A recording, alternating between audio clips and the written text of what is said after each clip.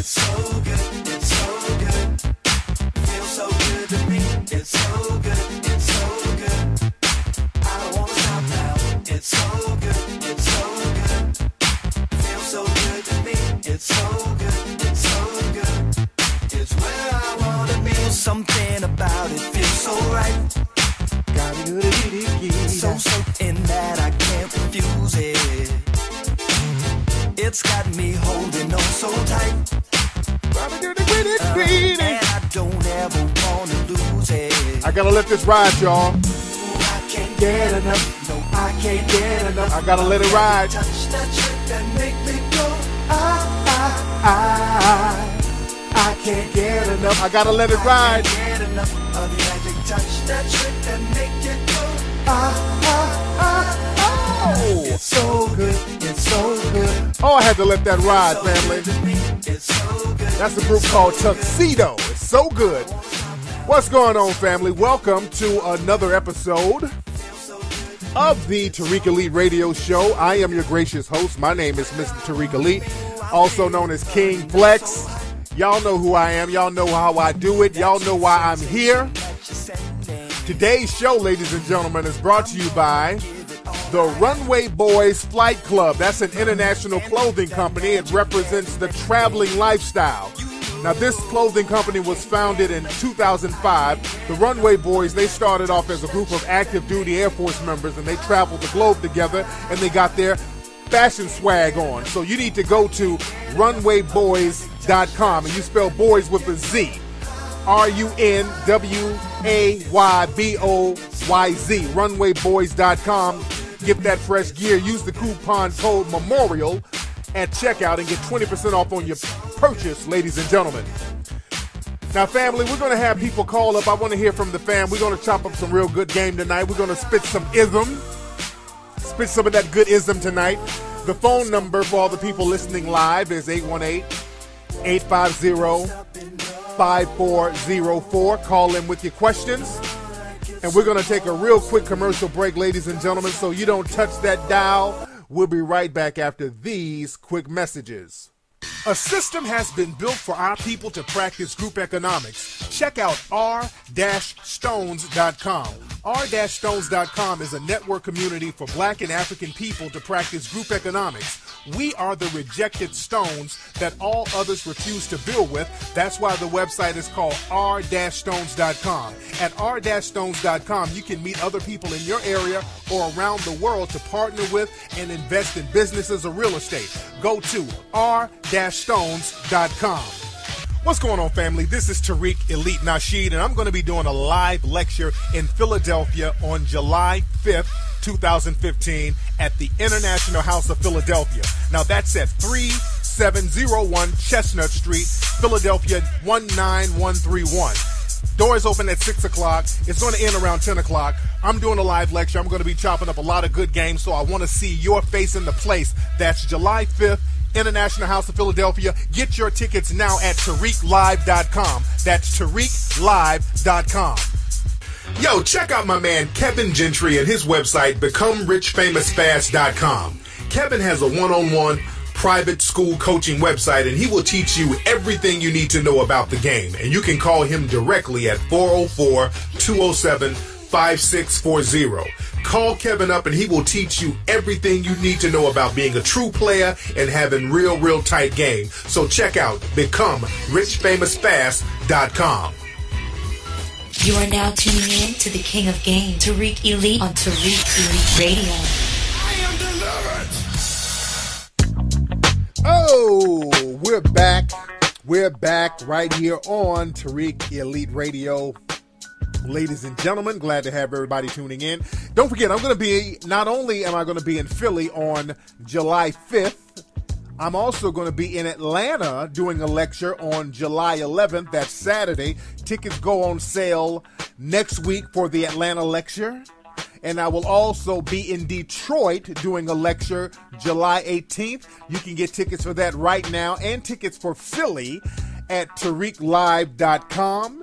And speaking of lectures, check out my latest lecture called International Racism. You can check that out streaming live. Well, not live, but it's streaming instant download. You can get that at TariqRadio.com, ladies and gentlemen. Shout out to everybody in the chat room who's listening live on Ustream. The phone number is 818-850-5404. That's the number to call in so we can chop it up. Let's see who we got on the phone. What's up? Who's calling? Hey, what's up, Tariq? It's John out of Toledo, Ohio. John out of Toledo. What's on your mind, John? Hey, I'm a big listener, big fan, and I was wondering, I got a quick question. I heard you say, like, protesting isn't really effective. Is that correct? That's correct. Okay, but, I was wondering, like in Baltimore, they kind of started out protesting, but then it jumped off into some gangster shit. Now, in a way, that protest was kind of effective then. In that case, wouldn't it be? No, because they protested in Cleveland and didn't get into no gangster shit, and you see, nothing happened. The gangster shit made something happen. That's why they had to come out and say, hey, we're going to have to prosecute some of these cops because of the gangster shit. Don't get it twisted. Hold on, brother. Okay, bro, what the hell is that noise in the background, brother? Sound like you're the Terminator. I'm at work. Okay. I'm at the Jeep factory. Okay. I'm making Jeeps right now. God damn, brother. You sound like you work at Chuck E. Cheese on the kiddie train or something, man. Like you driving kids around to get some pizza. With that noise, but okay, the noise is really throwing me off. But like I said, the protesting, that brings a little attention, but it's not effective. The people don't care about protesting. People only understand when you fight fire with fire. You understand? And it's the uprising and the messing up of the money that's the thing that gets the attention of the dominant society. And that happened in Ferguson. People messed up. The money got messed up out there in Ferguson. Even Ferguson to this day, they have a negative vibe. They have a negative outlook of Ferguson. Also in Baltimore, they started losing a lot of money because nobody was going to those games. There was a curfew. So the city started losing money because people were turned up. So that's why they always like to promote peaceful protests, because they know that that's not effective. That's why they like to promote Selma and march peacefully, because that means that they're going to maintain power. So we got to stop listening to the dominant society tell us what to do and how to react to them practicing systematic white supremacy, because they're not peaceful, the white supremacists. So we got to stop listening to them tell us how to react to them. You understand? All right, go back to making those Jeeps, brother. Those Jeep sounds are killing me, man. I'm sorry about that. I had you call back, brother. I can't deal with that horn in the back, brother. Thank you. God damn. Oh, that sound in the back was killing me. Y'all hear me yelling and I'm raising my voice trying to talk over that goddamn choo-choo train horn? Go back to work, brother. Get your money. What's up? Who's calling? This is DJ King James of Mississippi. DJ King James, what's on your mind, fam? Man, I was just wondering, have you talked about that Kayla Chapman of Kansas, 17-year-old, that got in an accident with that councilman, that white councilman? Oh, yeah. Now, what's the deal on that? I've seen some information on that. Now, what's the whole gist of that thing? I was really wanted you to elaborate on it. I was checking out the story on melanoidnation.org. Right. My writers put that up, but I thought that you had some more inside information on it. But everybody go to melanoidnation.org if you want to read that story. Thanks for the call, fam. Okay, I'm thinking this brother wanted to elaborate more on the story. And I'm going to talk about some of the other Melanoid Nation stories that's out right now. As a matter of fact, there's a story that we put up, man, of some cops in Chicago. A picture surfaced of them. They had a black male suspect, and the picture is old. The picture was like in the early 2000s, and it just recently surfaced because the law enforcement there, they covered it up. But they had this black man, they put some antlers on his head, and they had him on the ground, and they had these guns. They were standing over him like he was a wounded deer, like he was a wounded animal. It was real sickening to see this picture, but that's how the white supremacists view us, and that's a harsh reality black folks got to wake up to. Hey, man, what's up? Who's calling? What's up, Tariq? What's up? Who's this? This is Chris out of Virginia. Chris out of Virginia, what's on your mind, man? Not much, man. I just want to say I'm a big fan, man. I just came from Spain. I do a lot of traveling with my job and everything, man. It was a real. I mean, I know you've been out to Spain and everything. It was a real good vibe out there, though, as far as I've seen. Yeah, I was in Rota, Spain, and a lot of places like that. But I had a question, though, man. It's like a little relationship question. Go ahead. I met a girl out there, man, and she seemed like she's feeling me. You know what I mean? We talking, and I live here. She live out there. So and we've been vibing. We've been talking a lot. You know, I hit it and everything. Oh, you hit it while you were out there? Yeah, I hit it while I was out there. I was out there about a week. I hit it about two times. We've been talking since then. Okay. So I want to know if it's like, I'm feeling it. I'm like, is it worth bringing her out here? Because she, like, say we get serious. I'm talking to her. We talk all the time. So I'm like, is it worth bringing her back out here if we kick it, if we vibing like that? Or you think she's trying to just get up on a green card or what? Well, you know, Spain is not really a third world type of country, so they're doing pretty good out there. So her coming out here, I don't think is that much of a come up because Spain is it's nice out there. Like Madrid is beautiful. It's real nice out there. What part of Spain is she from? Is she from like one of those small villages, like in Andalus? Well, she actually from the Dominican Republic, but she moved to Spain. Oh, there we go. Now we talk. Okay, there we go. Now that brings way more clarity to the situation now. Because I met some Dominican sisters when I was out there, and this is for your Dominican chick, by the way. I got a little song for her. That's for you and her, by the way. Come on, man. So when you were hitting it, did you hear this sound? Did you hear the music going? No, man.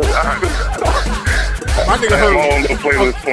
No, but I was saying when I was out there, I saw a lot of Dominican females out there, and they look real good. A lot of Dominican sisters out there. Oh, she's fine as hell, man. I believe it. She is fine as hell. I believe it. I saw some fine Dominican sisters out there, and my thing is, you got to understand: is he trying to come up on a green card? Because the Dominicans kind of have it rough out there. They don't get treated like the Spanish. That's another thing. They don't get treated like the Spanish. They are kind of outcast to a certain degree, but they still can get over there and get a little paper. But you know, she might be trying to get her American game on, so she might be trying to holler at you about that hookup, or she might be trying to get an anchor baby or something like that. So that's something that you do have to keep into consideration. You dig? True. Yeah, I feel you. So just really understand her intentions. Has she been to the States before? No, she hasn't. She has not. She lived in the Dominican Republic. She went to school and everything. Now she out in Spain working and all that stuff. Yeah. You got to be careful, man, because look, she throw that pussy on you real heavy, and you singing Wepa, and you all sprung, and she's talking all that fly Dominican shit, and she get over here, and boy, she get that visa, and her ass get over here and get ghost. Her ass go to Washington fucking Heights in New York somewhere, and you will never see her ass again, nigga. Her ass own a bodega. I don't want that, man. But I mean, that would be the risk I would be taking if, I brought her out here. Yeah, but you know her intentions more than us. I would say just be careful. You feel me? Appreciate it, man. Thanks. Much respect, fam. I mean, y'all be careful, man. Don't let these women use you as a come up, bro. Nigga, she get that green card. She come out here. She act like she don't know his ass. She be at the club dancing her ass off. I don't know him. I not know him. I single. Wepa. I single. Wepa. Shit. So don't let these motherfuckers come up on you, fam. Do not let them come up on you. Let me see who else was on the phone. What's up? Who's calling?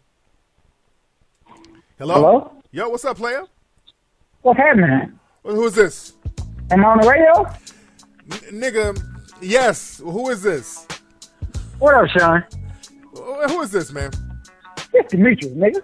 Demetrius? Who the fuck is Demetrius? You act like I know who damn Demetrius is. Is this Sean Calloway? This D, bro? This ain't no Sean Calloway. Sean Calloway's the homie. Why are you calling this show? Sean is the homie. Did. No. I apologize. You sound just like Sean, or Sean sounds just like you, brother. No disrespect. No, okay. This is the Tariq Elite Show, bro. You thought you were calling somebody else? No, sir. I was trying to actually get in your show. I've been trying to reach your show, man. I can't never seem to get to it, and I was actually shocked when I got through. Okay, there you go. So you're in Birmingham, right? Because you know Sean's. I am, sir. I am. What part of Birmingham you in, man? Man, I'm over here in West End, but I'm over here in Homewood right now, but I'm really from Winona and lived in West End. Okay, yeah, that's my old stomping grounds. That's my old I know spot. I remember you, bro. I have mad respect, man. I remember you from back in the day, bro. Yes, indeed, man. So what's on your mind, D? Ain't nothing in particular, man. I will. Since I'm on the phone, I'm much proud of you, man. I love what you did with Hidden Colors, man. You snapped. Yes, Real sir. talk. You went the hell off, man. Yeah, man. Much respect on that, man. What's happening out in Birmingham right now, man? Man, the brothers, man. Same. Ignorant, dumb, deaf, and blind, man. Killing each other. Wow. Man, hey, man. Anyway, man, thanks for the call, fam. All right, somebody from Birmingham wanted to give a shout out. Shout out to that brother. You dig? The number to the show for people who don't know is 818-850-5404. That's the number to call in live right now, family. What's up? Who's calling? What's up, man? It's Darius, man, from Toledo, Ohio, man. What's up? What's up, Darius from Toledo? What's on your mind, fam? Nothing much, man. You just spoke to my big brother, John. He was at work, man. Okay. Yeah. Okay, so you wanted to elaborate on what he was saying? Yeah, I have my own question, because he said he was calling talking about the peaceful protest and all of that, and we kind of differ on that idea. It's like we go to, there's groups in our city, and we got our own group, but a lot of them kind of do it for the showboat type deal. They get in front of the cameras and the media, and we like, that's cool. Go ahead, get the groundswell, get the people. But it's like, what do we do with them? Because with our organization, we take ex-drug dealers, you know what I'm saying, people who really messed up, people that's out here living this shit. We take them and we pull them in and try and have them take the skills that they learn and actually put that in the business model to where we can actually change their reality. So it's like he's saying, my big brother John, he's saying, well, we should get behind them. Right. You know what I'm saying? We should go with this idea. We should get behind them and sit at the table with them and try and build. But it's like, they so full of shit. Like, I heard you say before, when you stand on truth, it's hard to refute it. You can't speak against truth. Yeah. So when we acting, it's like we speaking to the conditions, to our social conditions, and we like, okay, you got people, and you got 200-300 people, and they say, oh, what's up with this Black Lives Matter shit? And everybody there, and they ready to hear some knowledge, and they saying the same shit from 60 years ago. Yeah. Okay, bro, it's cool. I don't want to tell the brothers, pull your pants up, put the guns down. I'm telling them, hey, bro, you don't need to do that shit. If you a drug dealer, you damn near a businessman. You running 5-6 people, y'all handling the business. Y'all got a product, taking a commodity and running with it. They like, well, that's too extreme. So my question to you, coming to you and asking you for advice is like, do we join them or do we completely obliterate them? That's my thing. No, the only people you join are the people who are talking about doing something to empower the community. That's the only thing we need to be talking about right now. What are we going to do to empower our communities economically? That's the only thing we need to discuss, because everything else is just bullshit at this point. And when you start talking about economic empowerment, then people get to fiddling and twiddling and diddling and then slacking off. So that's why I had a recent think tank, and we had a great think tank the other night with brothers talking some real good game and some real good solutions on what we need to do. And that's what we need to have more of. People putting their heads together, being serious about what we need to do about getting some economic footholds in these cities. Well, I'm going to elaborate a little bit more on that, so listen in, brother. Thank you for the call. My thing is this, with the protest would be effective if they were people out here protesting for the right reasons. The problem with protests now has become an attention-whoring event. Basically, protesting is about niggas getting camera time. Every time I look at certain things that go down in certain cities, and then they bring the cameras out there, niggas out there dancing, shucking and jiving, laughing, joking. There's too much of that goofy shit going on now with these so-called protests. There are protests going on and niggas out there throwing their mixtapes up in the camera. Niggas just doing the Michael Jackson. It turns into some goofy plantation shit where niggas just want to be seen. And that's later for that.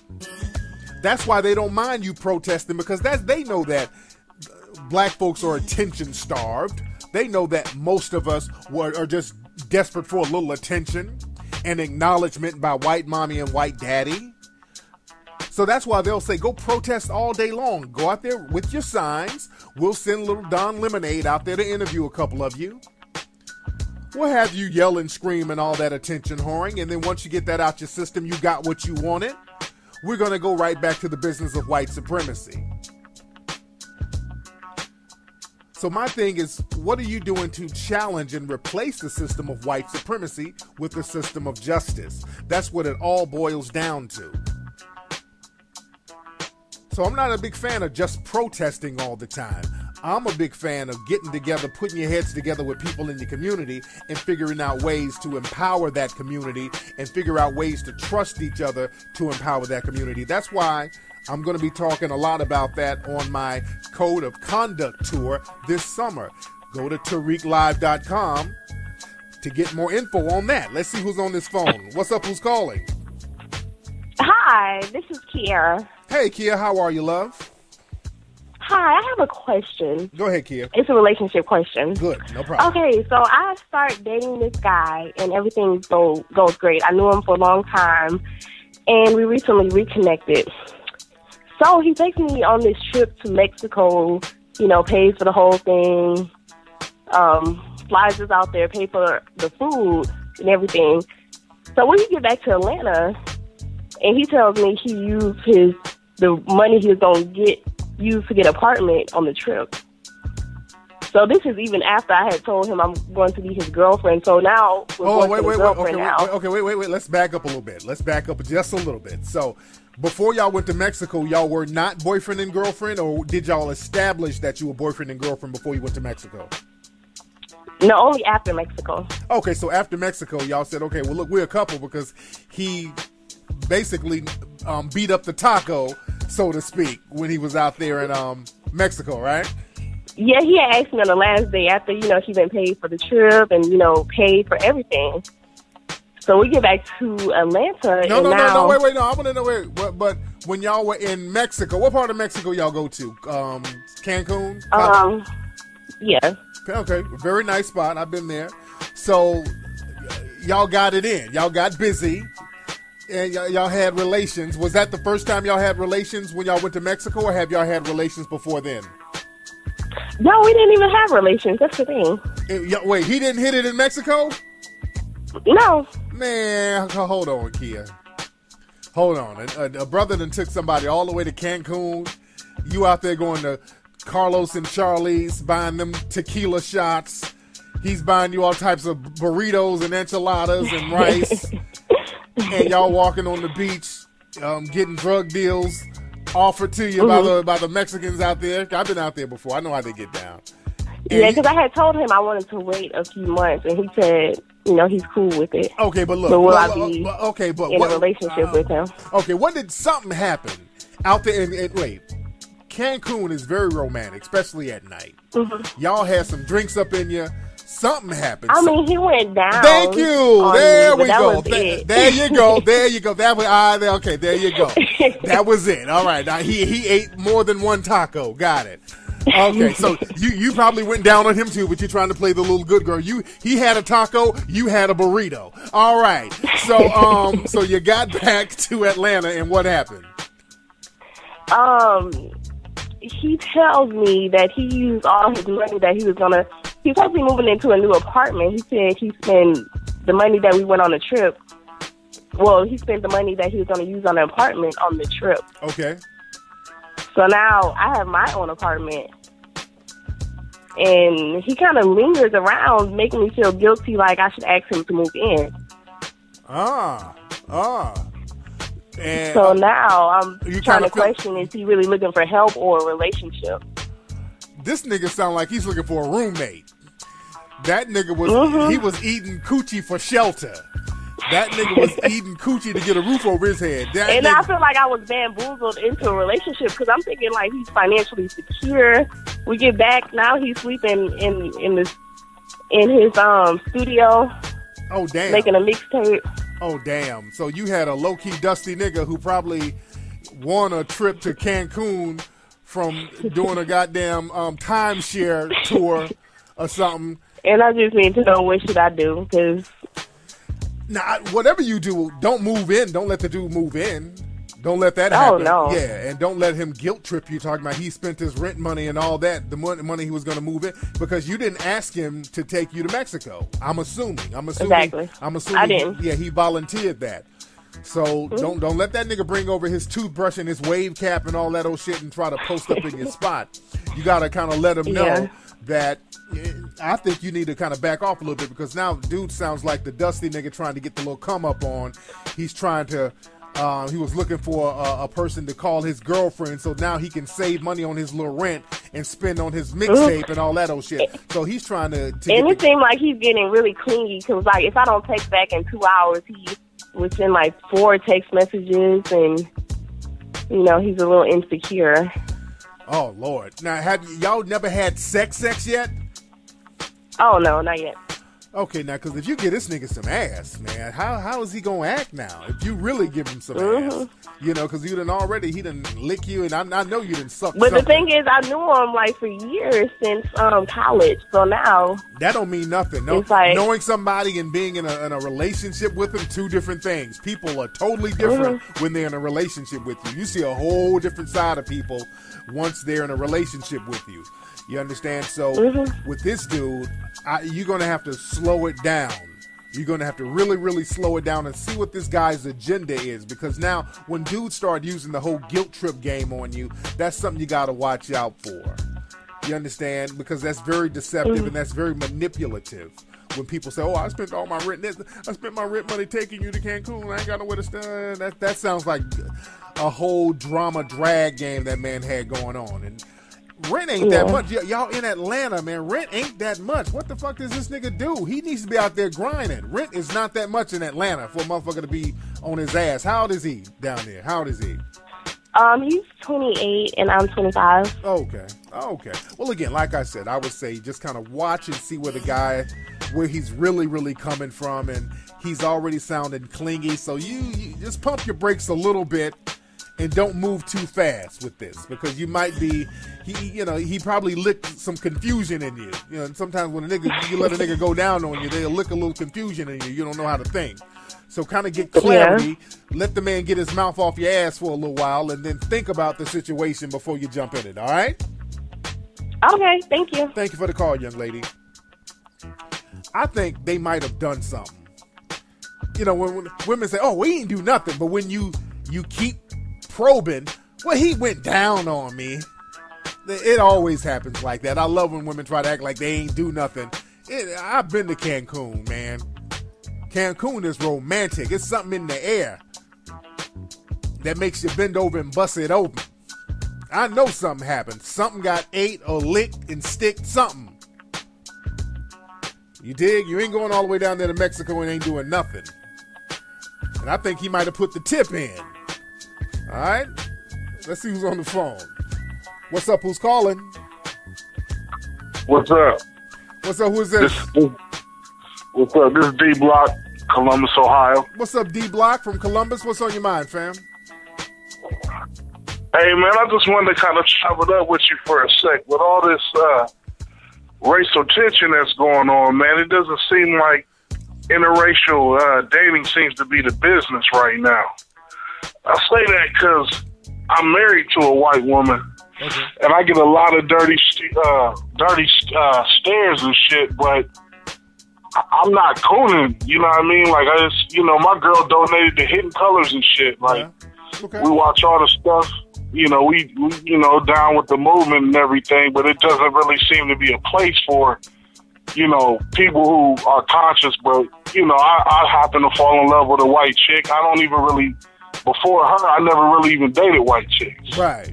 So it just, it's been kind of crazy. Like, you a coon? I'd be like, I know it looks like that from the outside, but trust me, I know what side, when shit goes down, I know what side I'm on. Right, and that's my thing.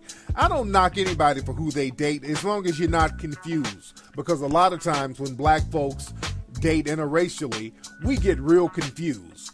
And very few of us can really hold on to our self-knowledge and our self-awareness and understand what's really going on when we date interracially. As long as you understand the situation you're in, you date whoever you want to date, as long as you're not confused. But the problem is we got niggas out here, they'll start dating white women or Asian women, and then they'll start talking about, well, racism ain't too bad. White supremacy ain't that bad. What about black on black crime? They get to ride in the cool train. You did? Nah, it's nothing like that. Listen, she's got a pretty decent job where she can do some hiring, and she's actually a program coordinator. She put all brothers on, all brothers, and they wanted to trip on her at first, but her team is so strong. They've been really handling business. Yeah. But she put about 7 or 8, all melanin rich brothers on, and she understands the game, and I think we need to make, low T, she's like a bed wench, but for niggas, you know what I mean? Like, I done put her on the game, and she really doesn't fuck with a lot of white people because a lot of them are racist. Right. But, I mean, not on, like, I don't fuck with, I hate my white skin or nothing like that, but she understands the game, and, all of her people are melanin rich, you know what I mean? Like, she was raised by a melanin rich woman. Her mom had passed away at a young age. Her mom's friend was a sister, so she pretty much raised her. So, we got everything. My daughter, she takes real good care of my daughters. I had daughters from another man. She can do their hair and all of that. Yeah. But I just, I don't know. I guess wanted to put that out there. Like every nigga that dates, a white woman isn't a coon. I know what it is. I know, the agenda that's going on and everything. It just kind of puts me in a weird situation. Like, man, I'm sitting up here with this white woman, niggas is getting shot. I'm not, we all shall overcome. I'm tired of seeing my brothers getting hurt. You know what I mean? We both are. Yeah, I'm not knocking you, man, because my thing is a lot of brothers out here, when they get into this shit where they specifically go out to date non-black people, that's something else. Now, you just happen to meet somebody who was cool, y'all vibe, happen to be a white chick, happen to be an Asian, happen to be a man. All right, I get that. You can't knock that. But just as long as ain't no cooning vibe and you understand that you still need to, empower yourself, empower those in the melanoid community, that's all good. And also make sure that she ain't no double agent, too. You dig? Because a lot of times... Right. Yeah, definitely. Yeah. That's how it has to be. Yes, indeed. I made sure I qualified her. We've been together about 8 years now. Yeah. She helped me. I mean, when I was going through my first divorce, lost my first house and going through bankruptcy, I done got back all the way back on my feet, and she held me down, and she's been down for the cause 100%, man. Wow. There you go. I guess there's some good ones out there. Now, I mean, I'm not saying the majority either, because we go through a lot of bullshit, and she recognizes it. She's actually gotten a few white people fired on that racist shit, where they've been thought they could say some slick shit, not knowing all her family is, brothers and shit. Right. There you go. Hey, man, I'm all for that. If she's down and she ain't on some bullshit and you ain't on no bullshit, that's what it is, man. Thanks for the call, fam. Yes, indeed. Let's see who else is on the phone. What's up? Who's calling? Yeah, I'm hanging off the flex, man. Calling from Fort Washington, Maryland. Hey, man, what's going on up there in Washington, Maryland, brother? Man, it's beautiful. It's beautiful, bro. Man, I just got to get to take flex, man. My name is Tim Black, bro. I just came back from the Dr. Phil show, man. I met with Shanisha Taylor, and I gave her the business, man. And I want to know, what's your insight on that, man? A couple brothers called me crooning because I called her out, man. The bride that spent the money, man, supposed to take care of the kids, left the kids in the hot car. Oh, yeah. Which chick is this? Which one is this? This the one out of Arizona, God. She the one out of Arizona, man. She was supposed to go to jail. We raised the fund for $114,000. The broad ended up spending the money. Now she got 2 felony charges. Okay, you got to. I let her have it on the Dr. Phil, but I did it conservatively, man. I didn't let her have it over the top, brother. Wait, okay. You got to explain who this is. I'm trying to remember. I don't know who this is. Oh, my bad. You're assuming that we know who you're talking about, and I'm trying to figure out who you're talking about. Now, who exactly are you talking about? Okay. Shanisha Taylor is the lady's name. Shanisha Last Taylor. year, okay. She kind of hit big, man. It went viral. She was the black woman in Arizona who left her 2 children in a hot car, saying she went on a job interview. Okay, got it. Yeah, man. It finally aired. I did a video on it, Flex. It went pretty big, like 500,000 views. CBS called me up. I went down and I shot the video. I had a chance to talk to her. So you were on Dr. Phil's show?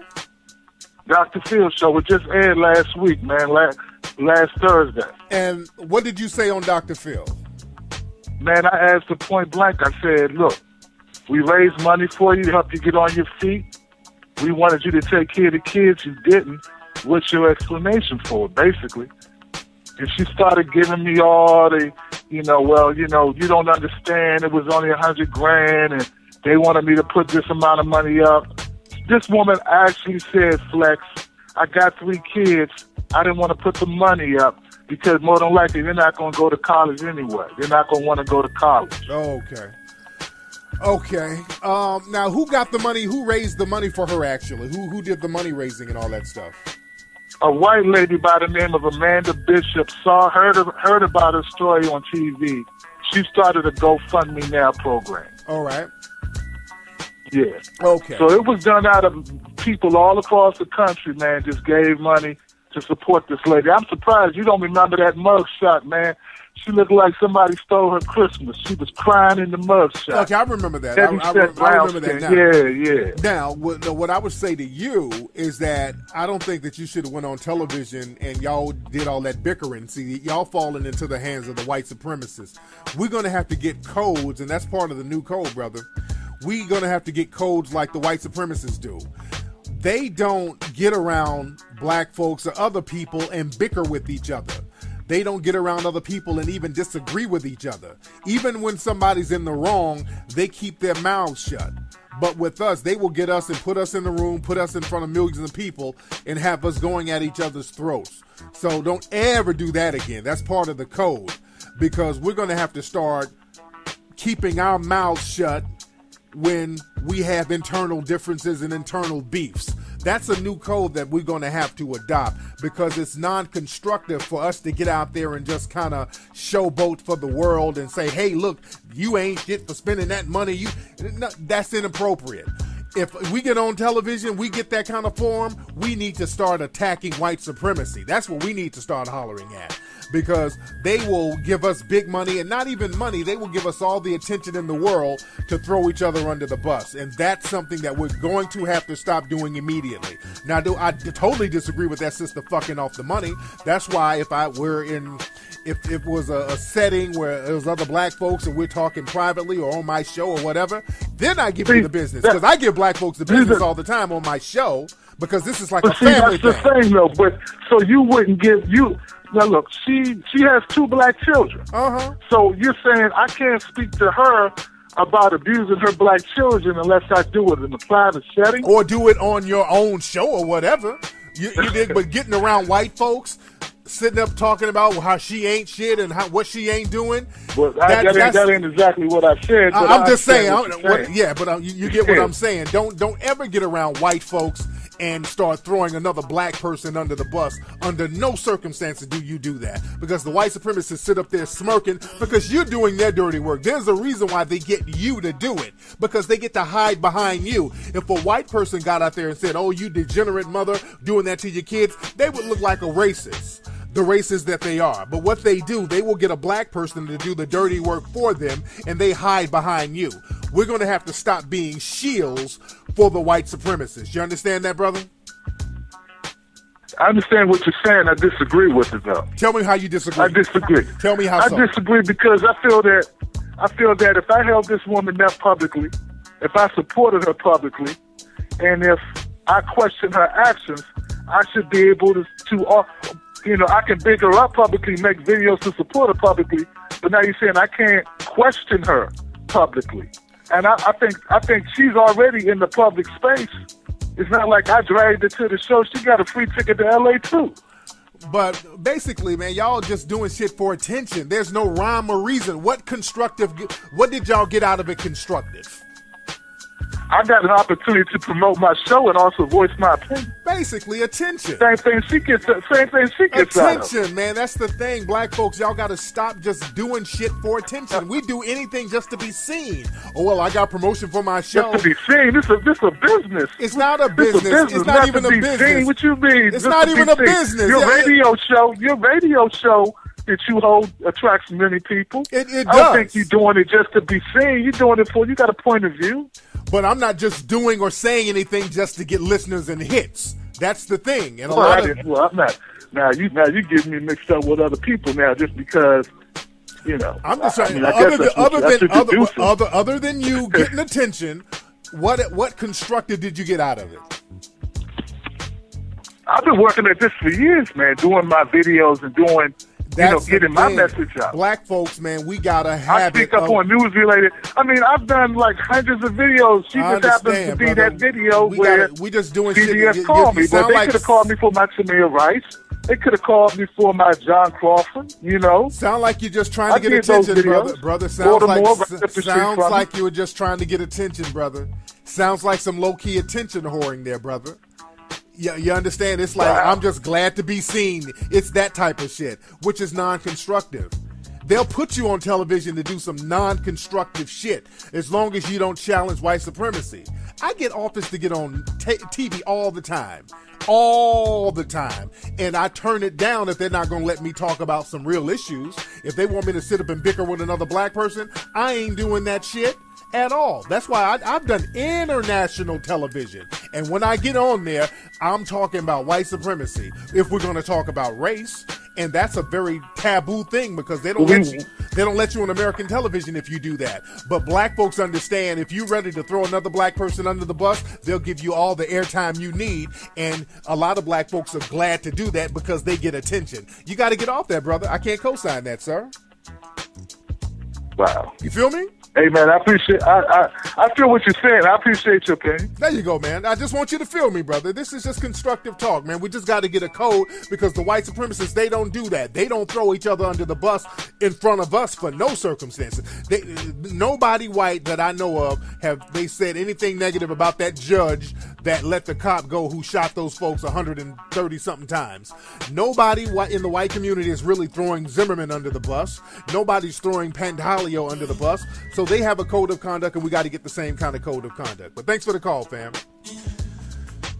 Yeah, we got to stop being used by the white supremacists for attention. Black folks, we got this thing about wanting attention. We're so attention-starved. We're so attention-deprived. Being in a system of white supremacy where you're told that you ain't shit in direct and indirect ways. You're told that you're irrelevant. You're told that you don't matter. You're told that you're insignificant. You're told that you have no voice. Black people are in a childlike state of needing to be validated and needing to be seen, needing to get attention. We got that very bad, man. That's a very bad thing that we have, that we just have to be seen for any reason. And we try to justify it by saying, okay, well, this is a business. It's not a business. Because black folks, man, we'll do shit. We don't even ask for money. As long as we get some attention, we don't need no money. That's what I was talking about earlier. You look at some of these protests, the minute the cameras get out there, everybody's laughing, joking, cutting a goddamn buck dance jig. Everybody's on this attention whoring shit. We just want to be seen. Attention becomes the most valuable thing. Let's see who's calling. We got to get off that. We seriously, and men and women got to get off that. What's up? Who's calling? Tariq, what's going on, man? This is B. Clark from Illinois Nation. Hey, man, what's going on with you, fam? Man, I'm not going to take too much of your time. I know you got a live audience out here. Yes, I want to give everybody a shout out. This is the editor for Illinois Nation. This is the chief editor of the website. So when y'all see a lot of those wonderful stories on IllinoisNation.com, it's my man right here, B. Clark. Excellent journalist, man. What's going on, man? What's on your mind? Yes, sir. I'm going to go ahead and get off here, man. I just want to give everybody a shout out. Keep up the good work, man. Yes, and everybody stay tuned in to not only the show, but also Illinois Nation. We're going to keep that good material coming out. And let everybody know your Twitter, brother. Oh, worldofbc.com. One more time? worldofbc.com. Worldofbc.com, man. Thanks for the call, babe. Yes, sir. No doubt. But yeah, like I said, man, we got to start going for substance. In my book, I want y'all to check out my books. Let me talk about my books for a minute, because this ties into my books. All my books are on Amazon and BarnesandNobles.com. Get The Art of Mackin', which is my longtime bestseller. The Mac Within, Player Be Played, all that stuff.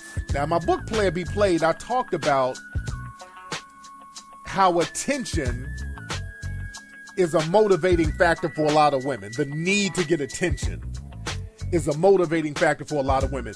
Now, that thing has transgressed for men, too. Men have become bigger attention whores than a lot of women. Brothers, black men, because of the effeminization of a lot of black men. When you're in a system of white supremacy, you're not allowed to be a man in the system of white supremacy, because you're in a system of subjugation. Psychologically, you're subjugated, and psychologically, you feel less than a man.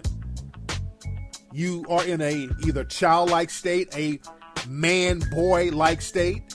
That's why you have a lot of grown boys out here. Or you become effeminized. That's why we have a lot of moist men out here in the black community. There's a moisture epidemic and a childlike epidemic. And you take on a lot of feminine, subordinate characteristics, because being subordinate to other men kind of puts you in a feminine position by proxy. And when you take on feminine characteristics, you start to take on different types of feminine characteristics, not just mannerisms, but just desires. Just like I've criticized a lot of people. You've seen people call up to my show talking about, hey, Tariq, man, some of these athletes, they need to build something in our communities. You hear dudes talking that. You hear a lot of dudes talking that. That's a feminine characteristic to have, wanting another man to take care of you. That's a very feminine characteristic, the desire to have another man take care of you. Man, Floyd Mayweather need to buy us some houses. Man, LeBron James need to build some businesses. The desire to have another man take care of you is by definition feminine. And a lot of brothers be talking that feminine shit, trying to make it sound gangster, trying to act like it's some type of community empowerment thing, but it's really a feminine, moist characteristic to have. And the desire to get attention, which is what women do, because when you get attention, you can attract certain mates and males who can take care of you. That's the psychological advantage of wanting attention that women have. If I have nothing else to bring to the table that will bring me appreciation, and I talked about this in my book, Player Be Played, women want two things. They either want appreciation or they want attention. And you want attention if you don't have anything to be appreciated for. On a base level, you can do something to get attention. And if you get enough attention, you can be taken care of. So there's a practical purpose for women to go for and campaign for attention. But there is no real practical purpose for a man to campaign for attention.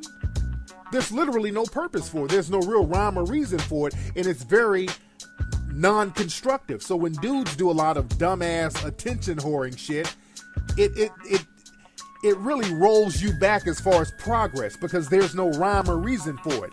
Just because somebody's looking at you, it's like, hey, look at me, look at me. Okay, we're looking at you, now what? Well, keep looking at me. If you keep looking at me, that makes me feel good. I matter if you look at me. So eventually people get tired of looking at you, nigga. And then you do more dumb shit to get looked at and get seen. And you coon more and you buck dance more and you shuck and jive more to be seen. So now that basically is the definition of a coon. When a male is campaigning for attention, especially from the dominant society, because nothing is more of a payoff than attention from the dominant society. When white folks look at you and they're giving you some attention, oh, you matter. Life can get no better. And that's like a drug, and cooning is the way to maintain that drug. You know you can constantly get attention from the dominant white society if you're doing some dumb cooning shit where you're jeopardizing and demeaning other black folks and demeaning yourself. So what about black on black crime? That type of shit will get you all the attention you need, especially from the dominant society. So we really got to get off that whole male attention whoring thing and start going for power. We need power, we need wealth, and we need empowerment. That's what we need, melanoid empowerment. And power is not seen at all times. Power hides itself to a certain degree. That's why, you know what, there are people that I like, some of the people that I idolize, some of y'all may not have even heard of them. Some of the people that I idolize and I study are black folks who know how to play the background and get money.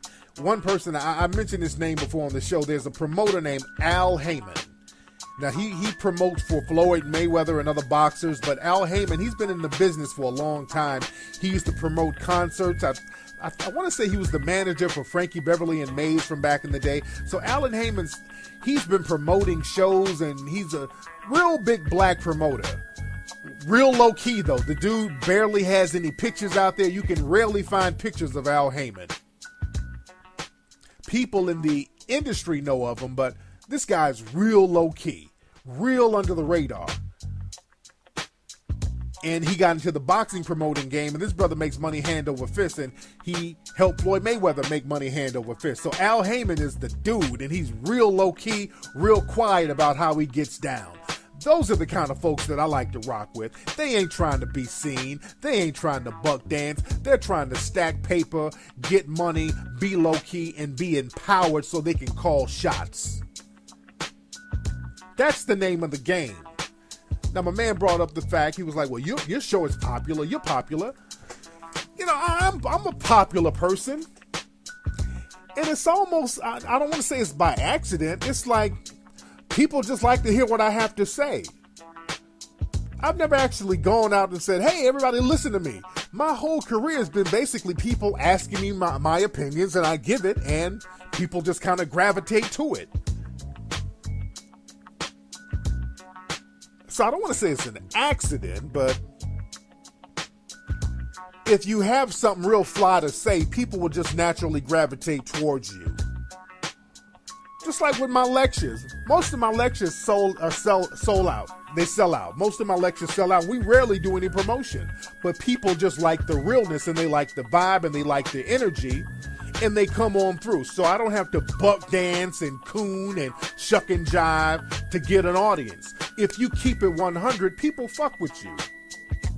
If you talk about some real shit and you be yourself and you ain't showing out and doing goofball shit, people will genuinely rock with you because that means you create a brand. Creating a brand is very important. Creating a brand is different from trying to get attention. See, attention is basically just doing whatever it takes for a motherfucker to look at you at the moment. You will do anything to be seen. But building a brand is creating a name for yourself and having integrity back up your name. And when people can trust that you have integrity, whenever your name comes up, they'll rock with you. That's called brand loyalty. Just like in the music industry, when you look at certain artists, there's a hot artist at one moment. If they got a hot record, people fuck with you. But that's why we have so many one-hit wonders. You know, there's a lot of artists come out now and they're one-hit wonders. They got that hot song, and then a year later, you don't give a fuck about them. Because they're just a motherfucker with a hot song. There's no brand loyalty there because they're not really consistent. They ain't really bringing that true to the game shit like a lot of the older artists would do. There were artists that you knew like back in the day, like NWA, Rakim, EPMD, LL, Slick Rick. These people you knew that they would be consistent with their music and they would be thorough with their music. And this is why a lot of these people can still go on tour today and make money. A lot of these older rap artists, they can go on tour to this day and still make paper all around the world.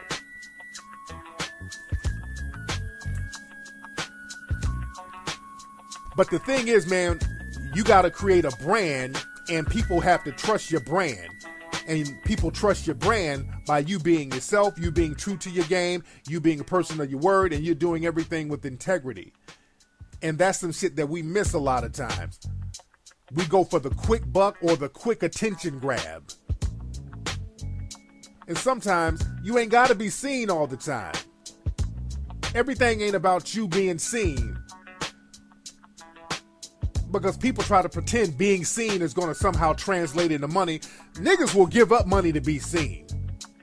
There's some niggas out here who will give up every dime just to be seen, or spend their money just to be seen. They'll go buy a bunch of nigger trinkets and spend all their money on nigger trinkets just so people can look at them more. That's why attention is more important than money to a lot of people out here, especially the coons and bedwenches. These niggas out here will spend their last dime on candy paint and rims to go down to Myrtle Beach and drive around in a circle with Rice Krispie painted on their cars, or Cocoa Puff cereal painted on their cars, driving around with a $1,000 stereo system, $2,000 speakers, so everybody will look at them and then go back to a housing project. Or females will go out here and spend $2,000 on weaves, lace fronts, booty shorts, tattoos, rental cars and hotels, and hydrogel shots so niggas can look at them, they get attention, then go back home to their Section 8 apartment. So we got to stop having these slave-ass priorities, stop going for attention, and start learning how to play the background and go for power, go for empowerment, go for wealth, something that we can pass down to the next generation, family. Anyway, y'all, that's been today's episode of the Tariq Elite Radio Show. Very good conversation with the family. Don't forget to go to HiddenColorsFilm.com to get Hidden Colors 1, 2, and 3. You can stream Hidden Colors 3 instantly right now at HiddenColorsFilm.com. Don't forget to go to Amazon.com. Amazon has some kind of glitch where they're saying that some of my books are out of stock, but they're not out of stock, family. I'm telling you, if you order, the books will come to you in a couple of days. There's some kind of glitch at Amazon, and I got to remind myself to call them tomorrow to fix that glitch. But you can get my books at BarnesandNobles.com and Amazon.com. The Art of Mackin', The Elite Way, The Art of Gold Digging, all that good stuff.